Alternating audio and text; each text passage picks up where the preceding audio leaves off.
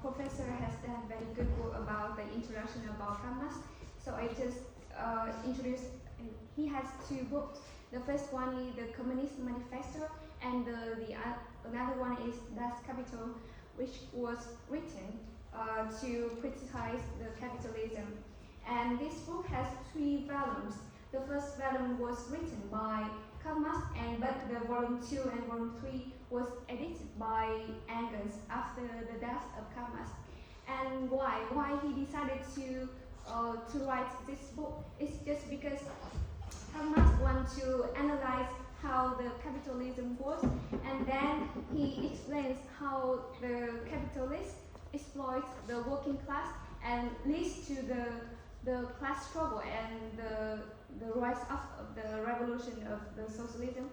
And then he also predicts the instability and the crisis of capitalism. And because the book has 3 volumes and has a lot of chapters, so I just introduced some key concepts. And the first concept is about the commodity, and the value. The first one is the commodity. The commodity is just something so simple. For example, the microphones, which helps me to speak louder so everyone in class can hear me clearly. So it's or something like the coat I'm wearing today is help me to keep me warm. And the commodity has 2 values. The first value is the use value, and the second one is the exchange value. How about the use value? The use value is something like the practical function of an object, like I introduced to you before. But the second one is the exchange value.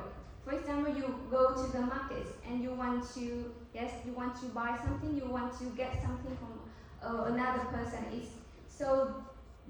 That objects, they have the exchange value. But how can we define the value of a commodity? It's not something like the Chanel bag. It's not about the luxury or luxurious of something. It's just about the amount of labor, the amount of time that a labor spends on an object. It's called the socially necessary labor time to produce it. And it's also the labor theory of value that Karl Marx introduced on the Das Kapital. And another concept that Karl Marx introduced in the book Capital is the surplus value and the exploitation. So from this concept, we can understand how capitalists make profits. How can they exploit the working class, the workers? We have the definition of great exploitation. And in the book, The Capitals, Karl Marx think that the rate of exploitation equals to the rate of surplus. And how can we define the rate of exploitation? It's so simple, just because we can define the total amount of unpaid labor done is like the surplus value to the total amount of wages paid is the value of labor power. So to make it simple to understand, I have one illustration here. We have two capitalists, the capitalist A and the capitalist B. The capitalist A, they for the workers, they decided to work 10 hours a day, but to produce products, it's only need 4 hours. It's called the necessary labor time. But how about 6 hours left? The 6 hours left is for the surplus labor time. It's the extra value that the labor don't receive any wages for their work. So, as I mentioned before, the rate of exploitation is by the necessary labor time divided to the surplus labor time. Therefore, we have the rate of exploitation here is 1.5. But due to the features of capitalism, they want to make more profits. So they decide to extend the working hours instead of 10 hours as before. Now they want to make more profits. So they decided to extend the working hours to 11 hours, but only 4 hours to need to produce the product. But now instead of 6 hours as before, we have 7 hours. 7 hours for the actual value.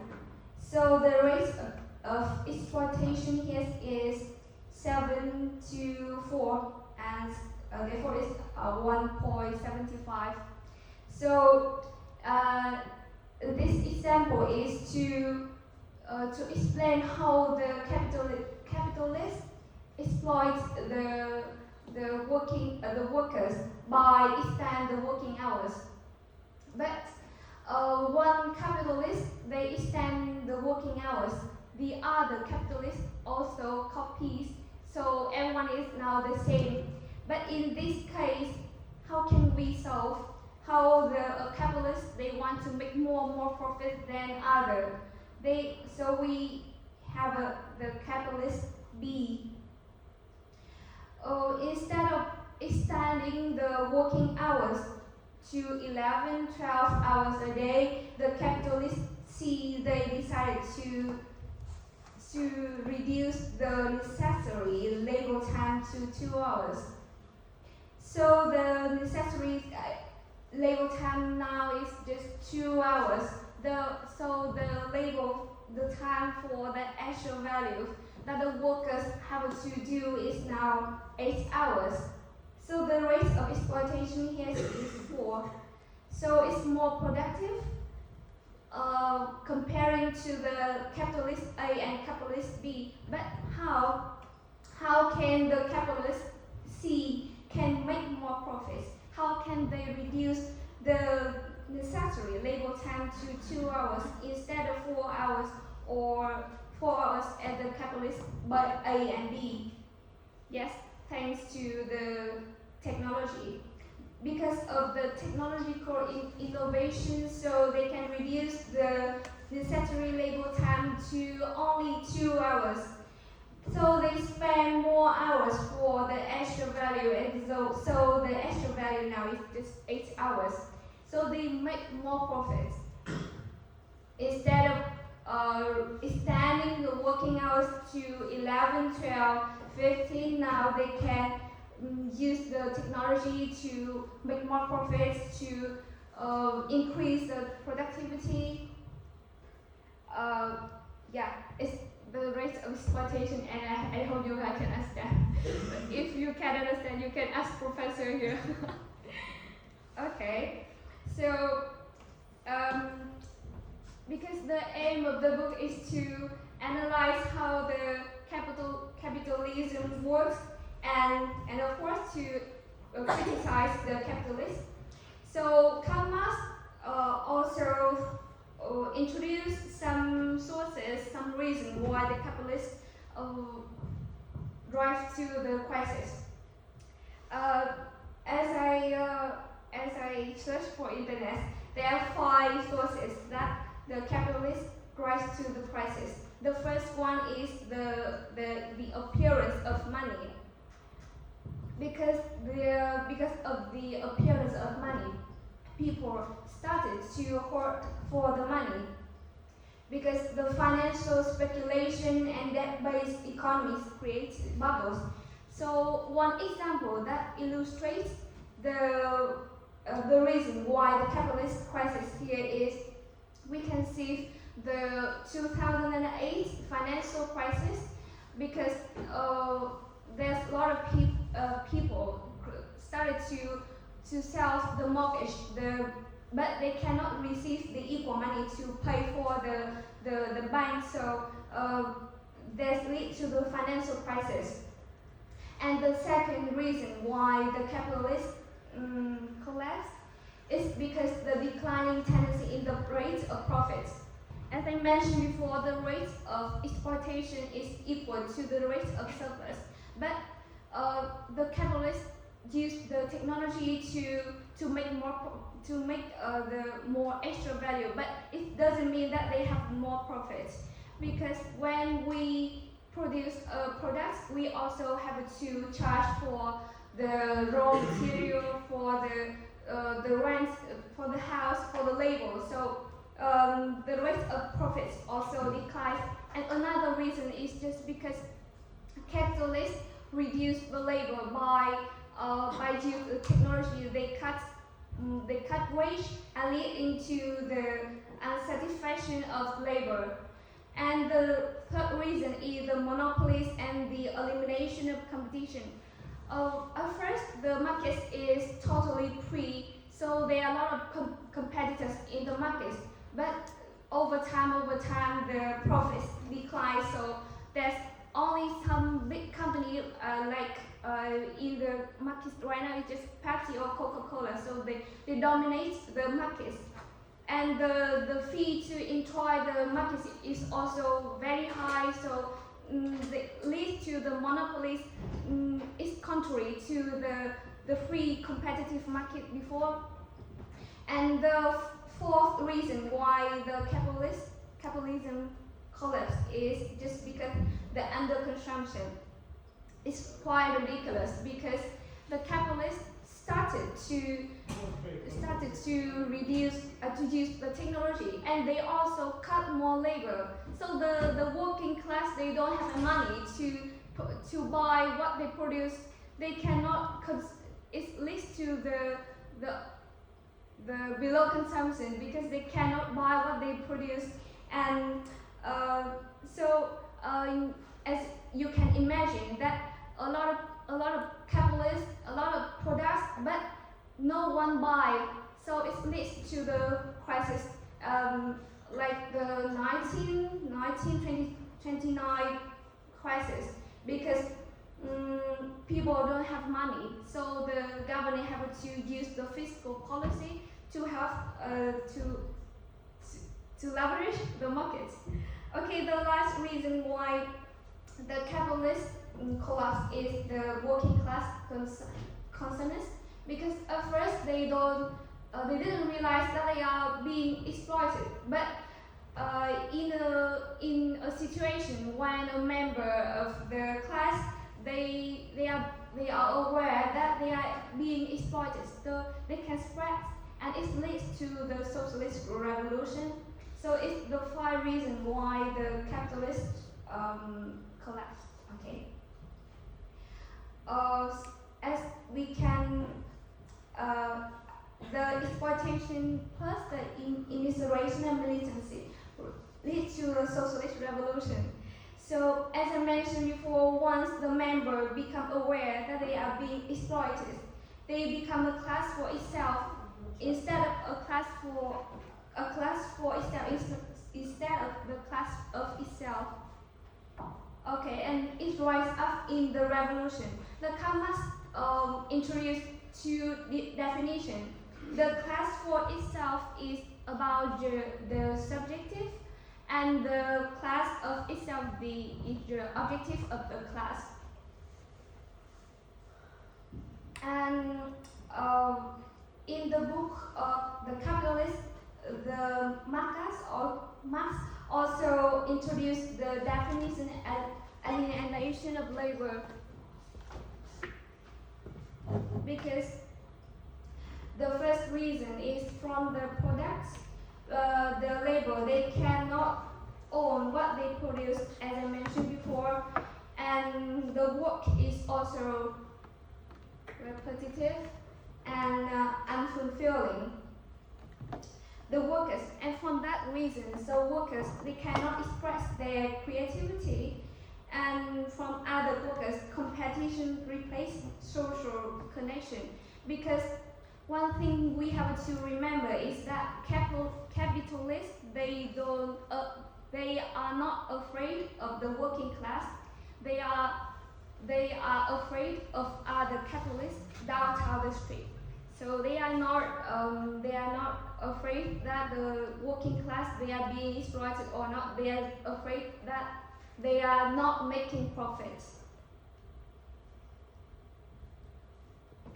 Yes, the main objective of this book is to criticize the capitalists.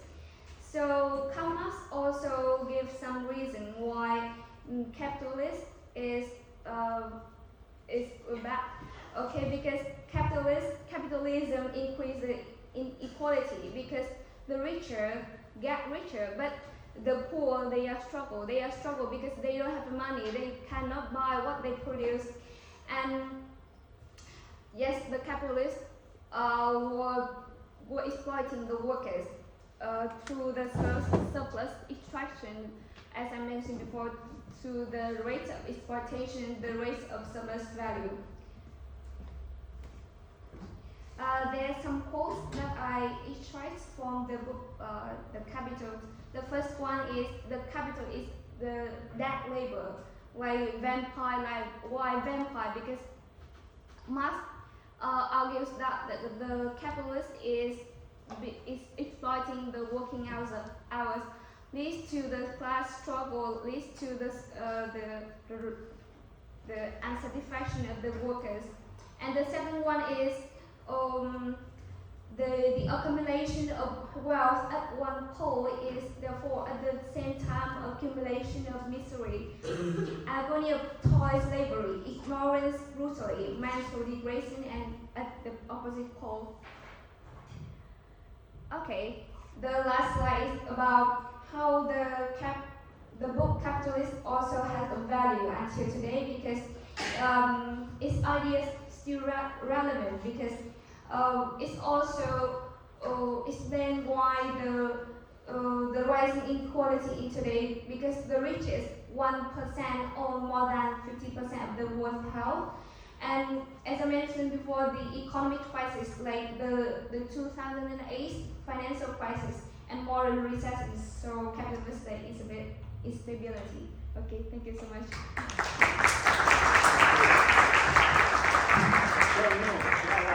So Vietnam, yes. Vietnam, communist country.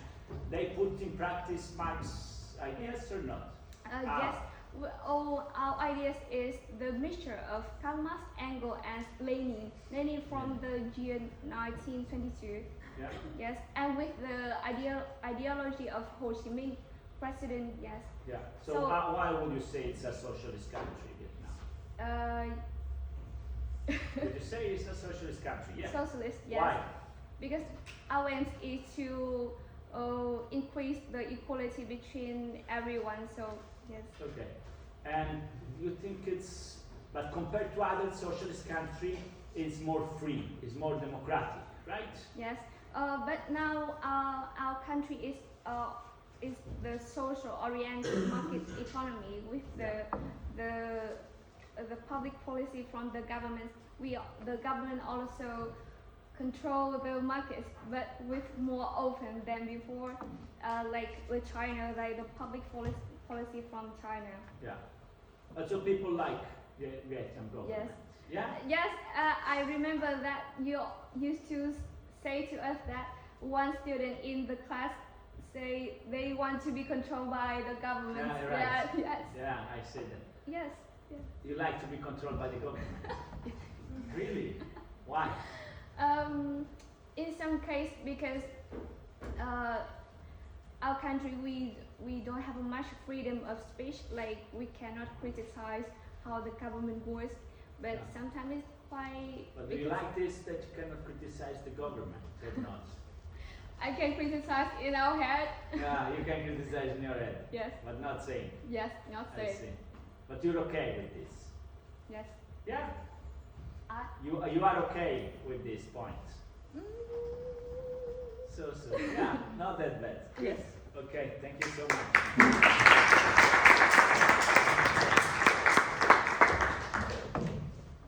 Okay, so very good presentation, also because the Capital is very difficult, very, very difficult book. I mean, it's really difficult to understand, very, very difficult. So let's try to get some basic concept about the Capital. Basic concept, because it's very, very difficult book. It's only the first book, he only published the first book, and it's 800 pages, and it's... So, capitalism. Let's try to see what is capitalism. capitalism. So basically, let's start before Marx. Well, how Marx come to say capitalism? So first, Marx says, yeah, this idea, you make rights, you make the French Revolution, you make the right of the citizen. But what is the citizen? The citizen is just an abstract figure. You think you can be a citizen because in the legal system you have equal rights. You think you're a citizen because in the judiciary system you can be the same in front of the law. So in the laws you're equal. But the real man is the man who lives in civil societies, your social conditions. And in your social condition, you're unequal. You are either rich or poor. So you can imagine yourself to this alienation in the citizen, but it's just an alienation, it's an abstraction. Real life is in society. And society, there are inequalities. How these inequalities come up? He said to understand how these inequalities come up, we have to understand capitalism. To understand how society changed, we have to understand capitalism. To understand how the history of humanity will change in the future, we have to understand how it works, the political economy of capitalism right now. So this is why he retired in London and he stayed there for long time, all time, writing. This book didn't even have money. Engels was paying for all his life because they were best friends. Engels was rich, and so they paid a lot. He was in love with his wife, but he has a short story with another woman, and the woman got pregnant. And he was so good friend with Engels that Engels said, yeah, no, this is my son. This is my son, because they were best friends, and he didn't want his marriage get fucked up. So they were very close all his life. So, and then about this story, there is the movie about the daughter of Karl Marx, who also started this feminist movement, was very active in transposing socialism to feminism. Also, Marx was seeing the question. He was saying the woman is the proletariat of the man. She is exploited. She works at home for free, and their work is not even recognized. But so, he got obsessed with capitalism. He said, either I understand what is capitalism, or we will never make a revolution. Or we will never make a revolution. So, what is capitalism? He looks at history and he says, so in the history of humanity, if you needed a table, maybe you cut the tree and you build a table because you need a table. So the table has a huge value. You value the table because you want to use it, because you need it. So the use value, societies work with use value. Then maybe one day you become good at making tables. So you start to make 1 table, 2 tables, 3 tables, then exchange with Sabrina. I give you the table, you give me the computer. Because you have the computer, I need the computer. But this exchange was, always because I want to use the computer and I want to use the table, so it was an exchange. Then also we can use money to make this exchange. But the point is that, you produce things because you need things, because you think that these things need to be used. Capitalism is different. Capitalism is different because things has a use value, but more important is the exchange value. So use value and exchange value. Use value means that, I need this computer, so right now, because I have to project these things, or I need a bottle of water when I'm thirsty. So when I'm thirsty, the bottle of water has a very huge use value. When I just finish drinking, no use value at all. Exchange value. Exchange value is €1, is the price you put on these things. So capitalism is the economic system that transforms everything based on their use value. When a thing is considered for its own use, exchange value instead of use value, it becomes a commodity. it becomes a commodity. Means that the important things of this thing is not how I have to use it, but how can I exchange it. It's a commodity. What is its price? How can exchange it? Capitalism is the system which is based to produce more and more and more commodity, to increase the exchanges, the exchange value, and to make more profits. So, capitalism is based on the fact that you make the exchange value, the price, becoming more important than the use value. And so you transform everything in commodities and you start trending with everything. You make everything of commodities. The fetish is on commodities. So the point of capitalism is capitalism wants to transform everything into commodity from which you can take profit, you know? So like, for example, nowadays look at social media, Instagram, Facebook, you know? So if I like Sabrina, for example, I send a message on her on Instagram, I like you. Then I got a message. They like advertising flowers, I don't know, something like this. So they want to make my feelings for Sabrina a commodity from which they can profit. So they send you the advertisement.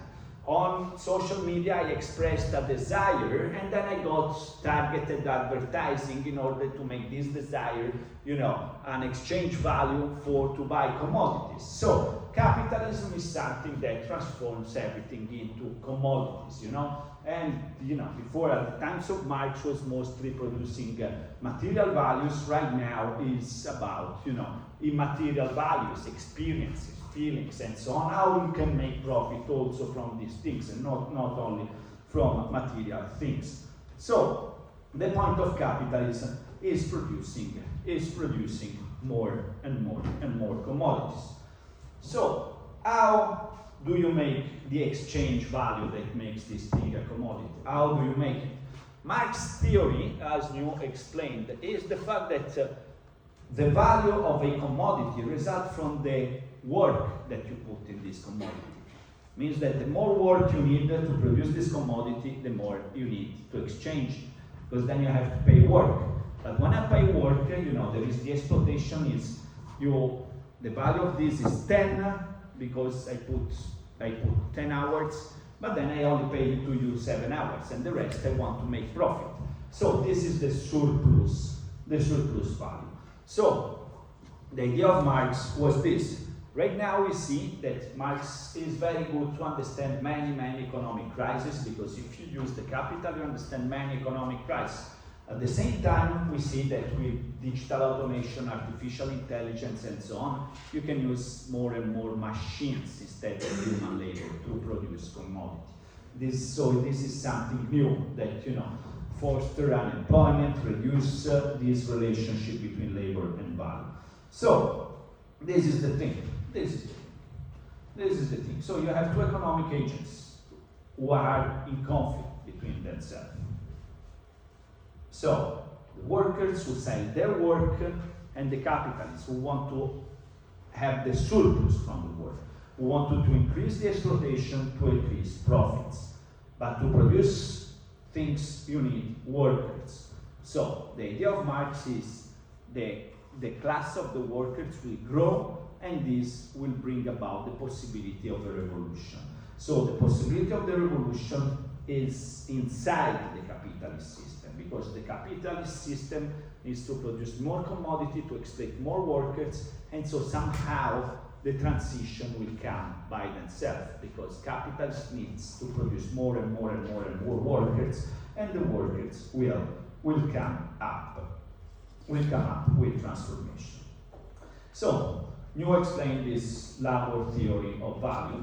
You need labor to produce value, and this is the thing. Commodity, exploitation, and so on.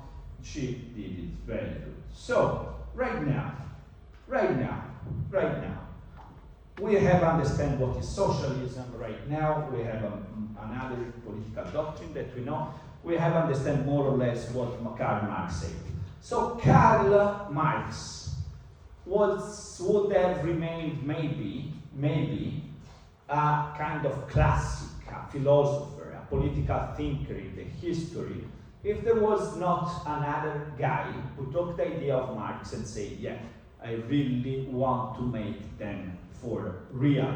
And he had virtue and he had fortune because it was in the right moment, the right day, and he chose exactly the moment in which to train from Zurich to Moscow to make the revolution. The guy was Vladimir Ilyich Lenin. So Vladimir Ilyich Lenin. The point of Vladimir Ilyich Lenin is that he took the Marx ideas and he made it reality. He was very inspired by Robespierre, by the Jacobites, by the French Revolution. He said, I want to make the French Revolution of the proletariat. The French Revolution was the revolution of the bourgeoisie. I want to make the revolution of the proletariat. So he was in Russia. What is interesting about Marx for us? Two things about Lenin. Two things are interesting about Lenin. That he made a theory of imperialism, so the idea that at a certain moment capitalism needs to expand its market and to go global, you know? So imperialism, it needs capitalism, it needs to become an empire in which they have global dominations on the markets. What we have seen indeed, for example, the United States of America remained a kind of nation state, but after World War II they really built an empire in which through the market they largely controlled the world by building, you know, a global market based on the strength of the United States of America. And so Lenin called this imperialism, the way that you can recreate empires based not anymore on political power, but based on capitalism, based on the strong of capitalism and so on. But the main problem that we are interested for Vladimir Ilyich Lenin is this. So Lenin was a Marxist, okay? Lenin was a Marxist, and he wanted to make a revolution in Russia. So he wanted to make a revolution in Russia. He did it in 1917. But he was reading Marx a lot, and he understood that there was a huge problem for him, huge contradiction. So, what do you think is the contradiction that Ilyich Lenin had at that moment? Because Russia was an agriculture mainly country. It hasn't industrialized yet. Very good. You see that very good member of the Communist Party. Clear Marxist idea. Very good. Exactly. As Bach said, he read the Capital and say, I want to find the key for revolution here. And it's foolish, but here I need the working class. Whilst Russia was still a peasant country, was still an agricultural society. So he said, he was reading Marx and he was saying, oh shit, here, before making the revolution, I have to create the bourgeoisie, the factory, the industrial economy, and so only at the moment I have the industrial economy, the working class will grow up and I will be able to make a revolution. So he was very undecided. At the end, he said, no, look, I'm gonna force it. He looked at the French Revolution and he said, I will do like the Jacobites. I will make politics much stronger than economy, and I will make industrialization after the revolution. And so this is what Vladimir Ilyich Lenin did by making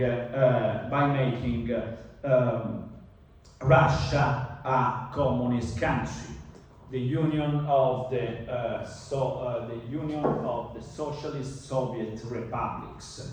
So he had this problem. And so what we can see is that Marxism is an idea that came up during the Industrial Revolution.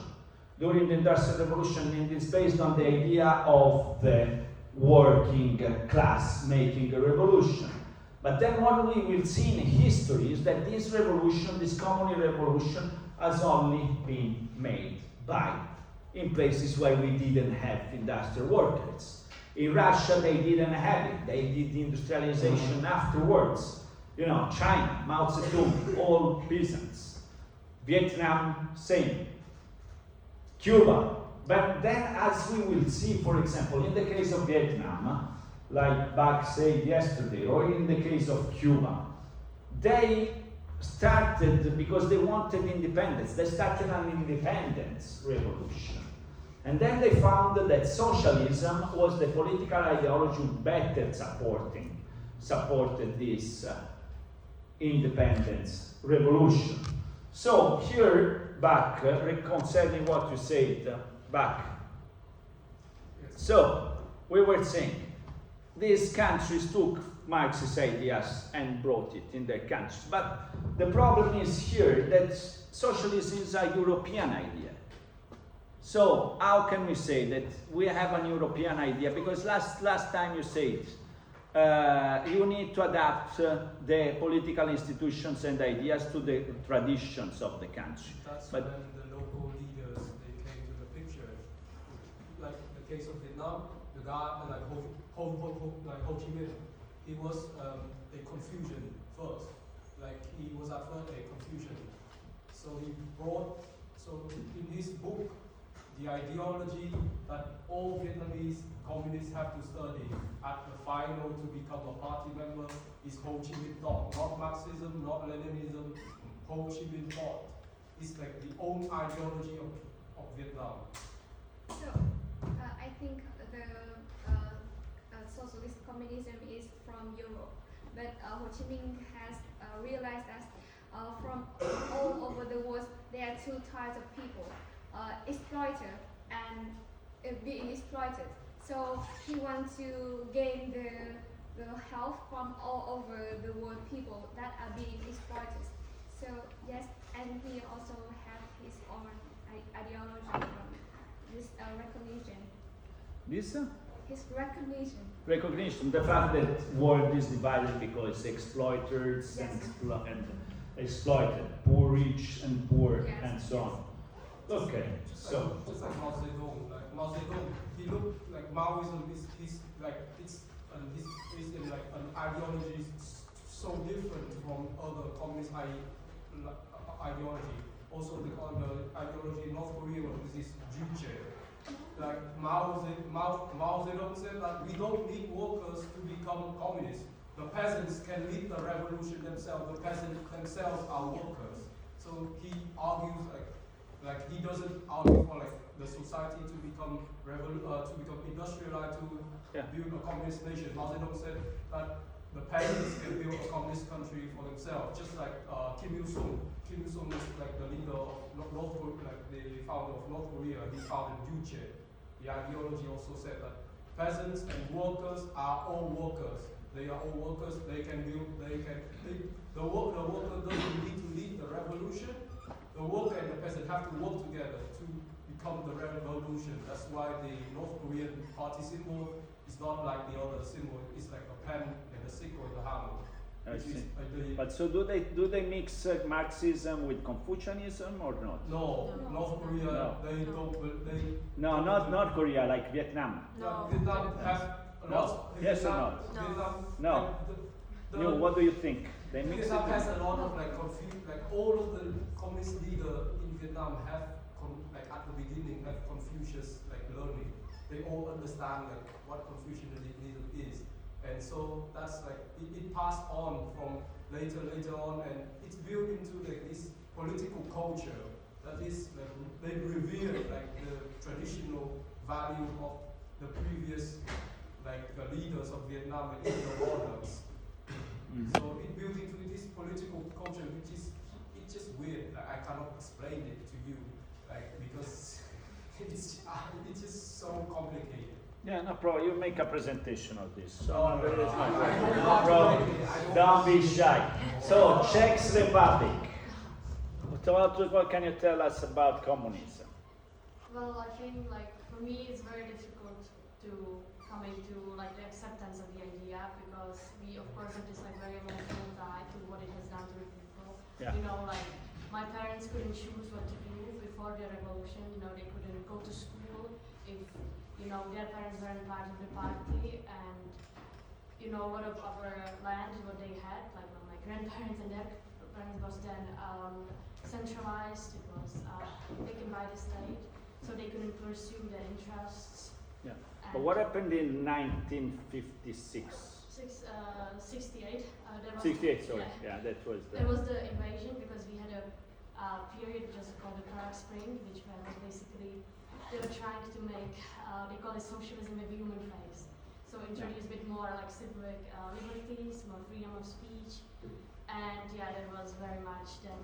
And so what happened? What happened? Well, in the USSR they didn't like it, so them together with like The different Russians. civilians, yeah. Yeah, yeah. They- But what did you say about the Russians yesterday? They aren't very bright, to be honest. Why? You see, Because they invaded Czech Republic. in Vietnam, like the opinion about like the Hungarian uprising and the Czechoslovakian uprising is the communists in Vietnam have very negative opinion about the Russian about that, because the Vietnamese thinking is that they want different socialism just like everybody else. Like, why do you, like Brezhnev? What are you doing? Yeah. Like I see. Mr. Brezhnev, like he's a guy that helped Vietnam a lot, but some of his decision is like nobody. Let's say that not everybody in the party in Vietnam. So you think the Russians fucked up the idea of communism? They messed up a lot. Like to be honest, in Vietnam we hate Gorbachev. We hate like the guy. Gorbachev. Yeah, we hate that. We hate him. He's like a traitor in Vietnam. Yeah.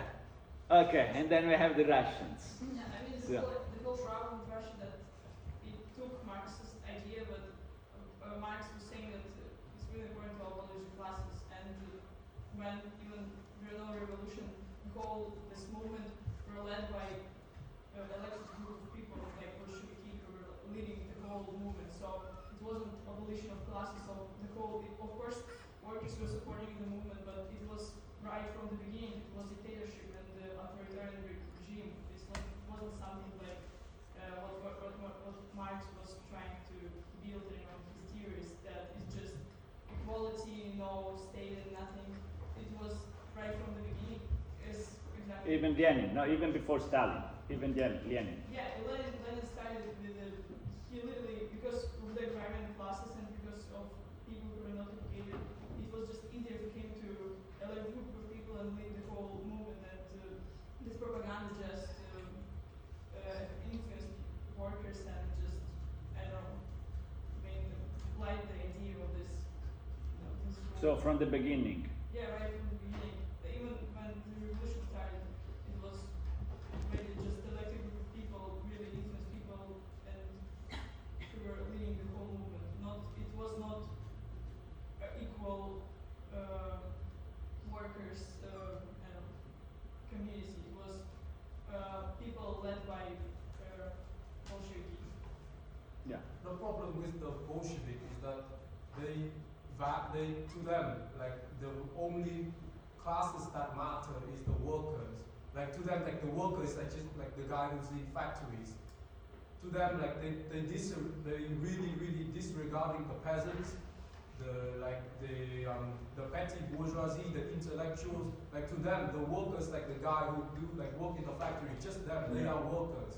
So to them, like when they did the revolution, like they harmed the peasants a lot, which for a country Yeah. like for an agricultural country like Vietnam, the leader of Vietnam doesn't really buy into that idea, because they just see it just like hypocritical. Like the peasant, he work his land, how he's done a worker, his labor. Like there's a lot of argument which later the Chinese also came to blow with the Soviets, and then it got the Sino-Soviet split in the Cold War, which like these two like socialist idea clash with each other to who should be like the leader of the world revolution. So Mr. Lenin right there, like he got the basics, but his execution is, let's say, is on the filet mignon side. I see. Victoria, what do you think? I agree with Alisa. What? I agree with Alice. Yeah, Alicia. Another thing also, like, it's not just peasants, but also, especially during Stalin, all intellectual, a lot of educated people Yeah. were just, it was even worse than Holocaust basically, because Stalin was killing his own people, and he's worse than Hitler because he was killing educated and really intellectual and intelligent people just because he was obsessed with control. And this, like, this thing when almost would invent the internet before you asked that they just cancel this idea because they were scared that it was freedom of speech and all this idea of internet.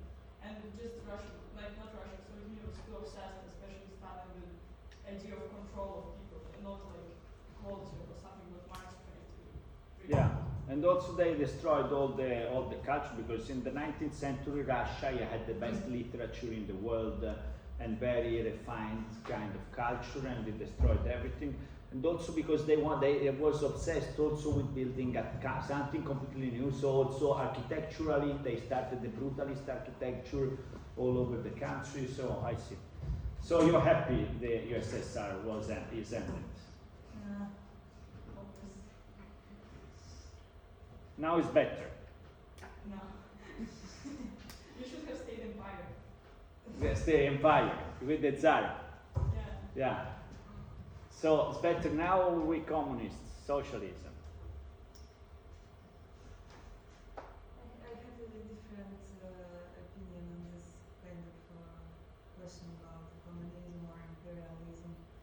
I think when the revolution began, I agree with your words about the Stalin and the Lenin. We have like ideology, like Leninism and Stalinism in USSR, and a lot of cool things happened.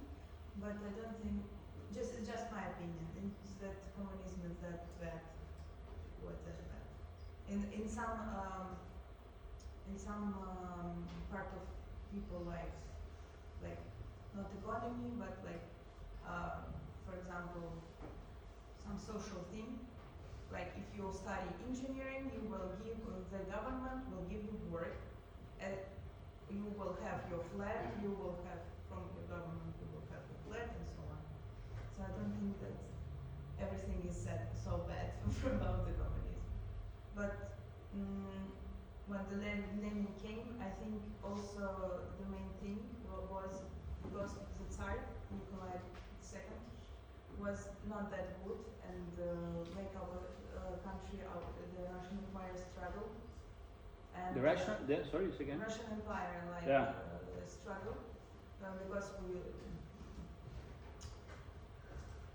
lose the war Japan war between Russia and Japan. We lose it. Everything was really bad, and Tsar didn't do anything. It's a lot of rumors about Rasputin and so on and so on. So I think that was like not the main, but one of the like light the light I don't remember the word. The light thing that why revolution happened, because our people see how Tsar didn't do anything for the country. So Yeah. that's why. Okay. And they choose Lenin. Soviet republics. I think like the Soviet Union this was not so good because it's right now it's more better. What's it? When my country Speak up. was in the Soviet Union. What's your country? Kazakhstan. Kazakhstan. They were against traditions, people identity, like languages, and all people in my country, when they're like not from like work in some positions, they speak Russian. And in the past, our ancestors was lost our languages, our traditions. But right now, we try to how to say like Get back yes, your get back languages. everything. Yeah. But same Kazakhstan. they You're give Uzbekistan or Yes. Kazakhstan? Uzbekistan. Uzbekistan. What about Uzbekistan? But same time they give a freedom for women, you know, before we were in hijab, because of they need a woman also, same labor to work with Yeah. men. So they give, They give a freedom for us to work, you know. yeah, so it's good.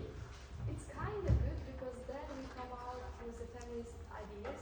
Yeah, with feminist ideas. And they change the rules. Men cannot have 3, 4 wives, so they have only 1 wife. So, For but women it was good. so some sort of it was good. Yes, we got freedom. Everyone could wear whatever they want. We didn't have a particularly traditional dress every time. They can choose. So if they want, they can wear. But most of them No. they decided to take off the hijab. You know, this paranje. Yeah. So this was the Soviets who brought this. Because before it was very, very, Very very strict, Muslim, yes. very strict Muslim society. And 12 years old or 13, 40 years old girls married to the old guys. Yeah. It was also true, yeah. I see. I see. Other former Soviet republics, we have it? No. But at the same time, when there was a referendum of dissolution of USSR, Kazakhstan and Uzbekistan were the ones who mostly voted for USSR to stay. Really? Yeah. You see? Yeah. There's 90% of people voting for USSR. 90%. 70%. 70% of voted saying, for yeah? USSR to stay. Yeah. Because the situation was bad before. They compared. I see. I see. Yeah. I'm represented from Kyrgyzstan. Kyrgyzstan. Kyrgyzstan. Yes. So the role of the USSR was really good. So that's why we still have this idea that all people, usually all people from 1990, so they have this idea that during the USSR time, everything was good. Yeah. Like the education, Yeah. the healthcare was not good. Right. Yeah. I see. When I was in Georgia like two weeks ago, yeah, they have all the things with Stalin because he said when we was Stalin we were living so good because Stalin was from Georgia, so it made so yeah, very controversial. Okay, we'll continue tomorrow. That's Vidania Tovarish.